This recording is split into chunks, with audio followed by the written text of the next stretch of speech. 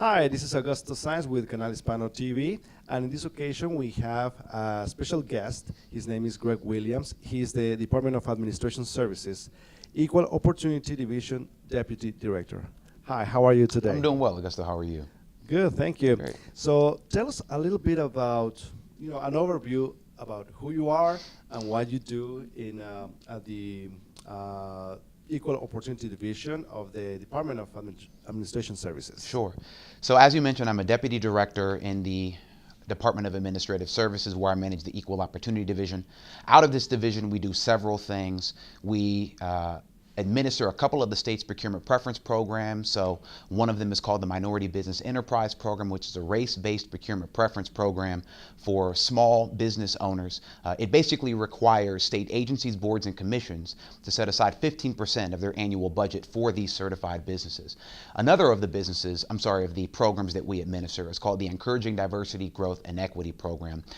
Like the MBE program, this also requires state agencies, boards, and commissions to spend money with EDGE certified vendors. However, the program itself is race and gender neutral, so you don't have to be a member of a specific racial group to get certified into this program, but rather if you're a woman-owned business, if you are a business that's owned by a person with a disability, you can get certified into this program, and the state agencies, boards, and commissions have a 5% spending goal with them. And then a new program we have is the Veteran-Friendly Business Enterprise Program, where we certify veteran-owned businesses for a bid preference with the state of Ohio. In addition to those programs, we also we administer the equal opportunity policy for every state agency, board, and commission, ensuring that they have equal employment and hiring policies across the enterprise. And then lastly, we touch virtually every contractor that wants to do work with the state of Ohio, ensuring that their workforces include some sort of diversity and inclusion program, and that they are generally an equal opportunity employer before they contract with the state of Ohio. Wow, that's a very wide range of opportunities that the businesses can take advantage of.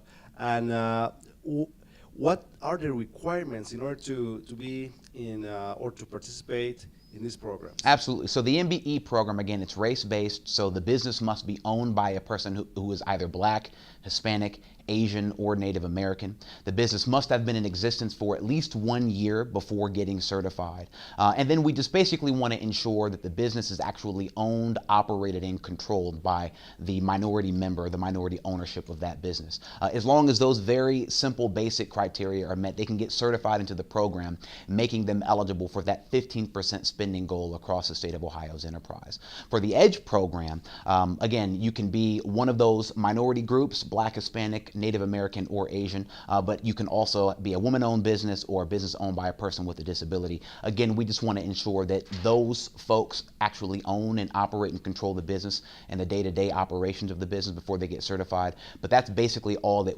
they would need to prove in order to get certified into those programs. Excellent. Is there a minimum of employees working in these small businesses, or is there a minimum of income? No, there required? isn't. No income requirements, no minimum income requirements, no employee requirements. We've got several sole proprietor businesses and mom and pop shops that are certified into the program, and the programs are designed for those businesses, right? It's basically an attempt to help them grow and expand their capacity, so that those folks who do want to become large and compete with large open market businesses, that they have that opportunity. Now, the EDGE program does have a revenue cap. And so in order to be certified into that program, the net worth of the owner can exceed $250,000 upon certification into the program. And then at any point during certification, the net worth can exceed $750,000. But there is no minimum, because we really do want to help those small businesses grow and develop. Okay, that's excellent. And how can a small business get certified? I mean, is there a test that they have to take? Mm-hmm. What are some of the requirements in order to be certified? Like, how do you prepare business owner for that? So there are no tests. So no exams or final exams. Nobody has to be worried about that. The certification process we think is really very simple and straightforward. In order to apply for certification, they could visit our website, which is das.ohio.gov/EOD. And that takes you right to our landing page. And from there, you can see all of the different information for the various programs. In order to get certified into either the MBE or the EDGE programs, they would first fill out an online application at the Ohio Business Gateway, looking just for that information that I talked about, wanting to make sure the business is owned and controlled by one of those folks in the minority group. We ask some questions about the structure of the business, how long the business has been in existence. But the application process is relatively straightforward, and that's all that they would need to do. Again, no tests. Just fill out the application process. That comes directly to our office. We might follow up asking for some supporting documentation, but in relatively short order, we can get that business certified so they can begin taking advantage of the opportunities it affords them. What are the type of businesses that should apply for this? Is there a specific group or a more relevant group of businesses that should apply for this, or like construction, for example, or catering? I don't know. Talking about the Latino businesses in particular, because those are the type of businesses that most of the Latinos are starting. So. Right. So there is no limit or restriction on the kinds of businesses that can get certified. In both the MBE and the EDGE programs, we've got restaurants that are certified. We've got construction companies that are certified. We have various professionals that are certified, so doctors, lawyers, accountants, things of this nature.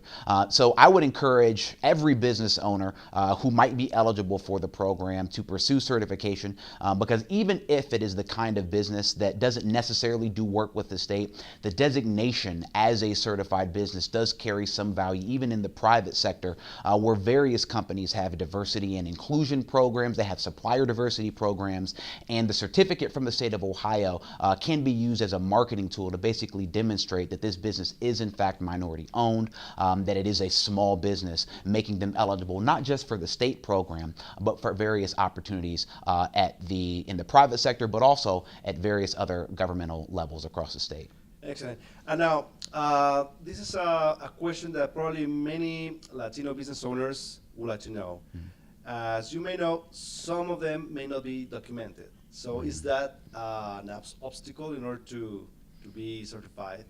Well, it depends. I mean, so one of the requirements for certification into both the MBE and the EDGE programs is that the applicant is both an Ohio resident and a citizen of the state, a citizen of the United States of America.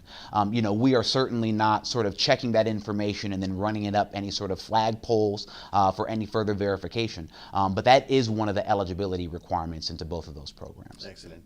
And what can you tell us about the apprenticeship programs and the construction programs? Right. So we are really excited to have expanded the Ohio Business Expo to include this career component and to invite a lot of the construction companies and apprenticeship programs across the state to participate, who are also looking to diversify, the people they do business with and the recruitment pools that they draw employees from. So we've got various private sector construction companies who are going to be participating in this event on the business owner side, basically seeking to teach small minority-owned businesses what it takes in order to do work with them or to get contracts from them and participate on some of the really large projects that are happening across the state.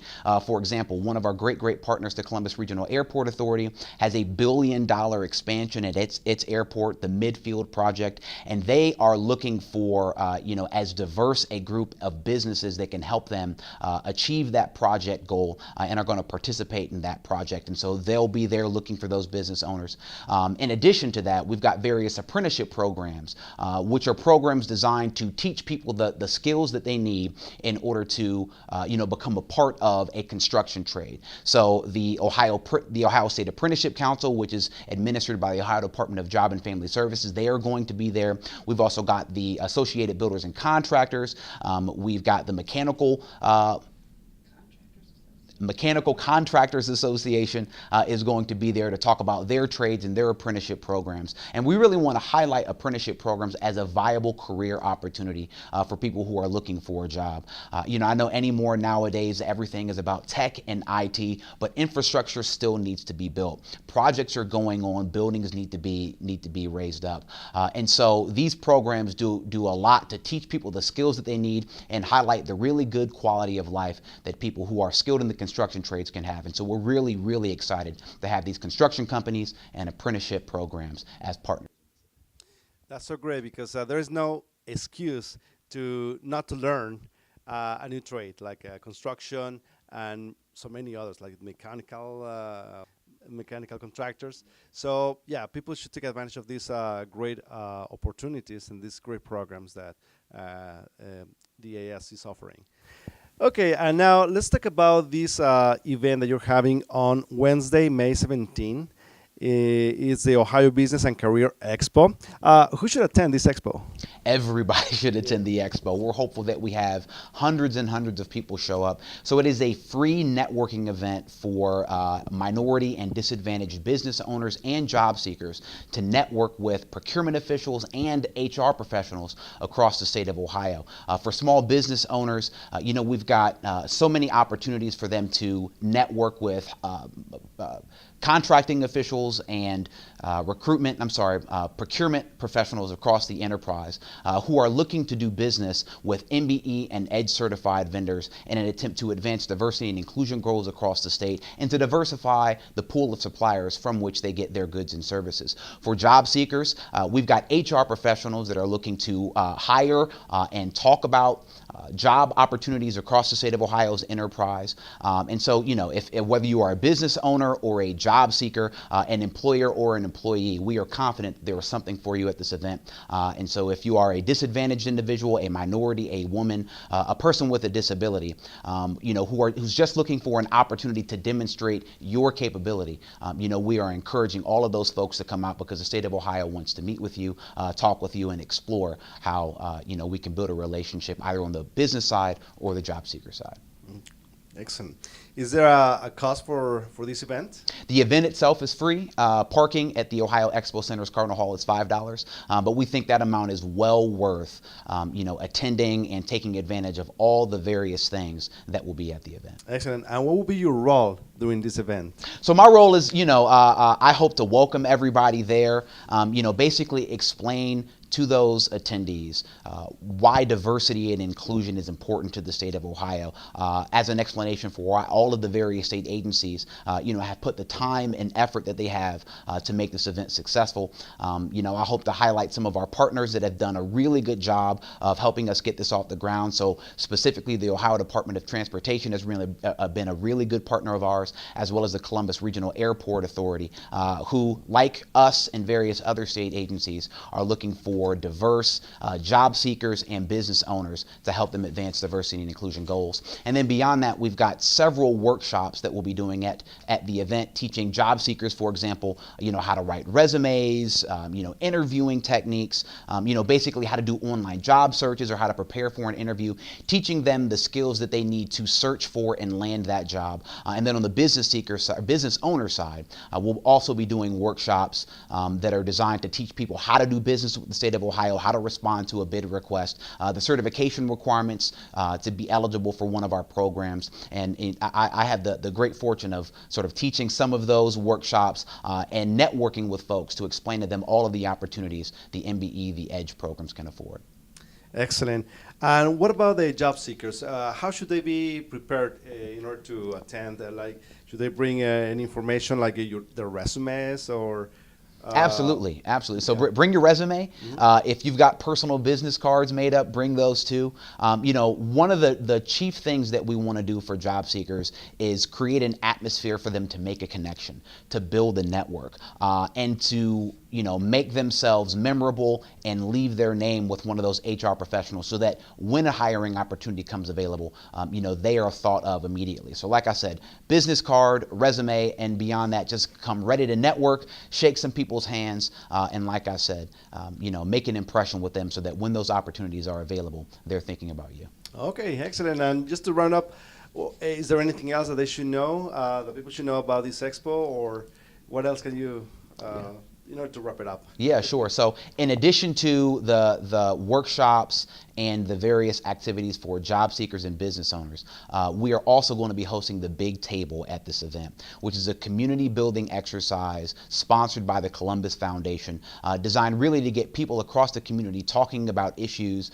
that are important to the community in an effort to build a better community, build bridges, and basically just get along with one another. And so what we'll be doing during the Big Table, which is from 3 to 4 on May 17th at the Ohio Expo, is we are going to be having conversations about the importance of diversity and inclusion, why those concepts matter, whether those concepts matter, and how we can overcome any barriers there might be in our community to becoming a more diverse and inclusive, understanding, empathetic society in an effort to build a better community for us and our children. Thank you very much, Mr. Williams. It was a pleasure to meet you and that you share this information with all of the community. And we hope to attend this great event. We are very excited to be there as well. And thank you so much for this great interview. It was my pleasure. Thanks for having me.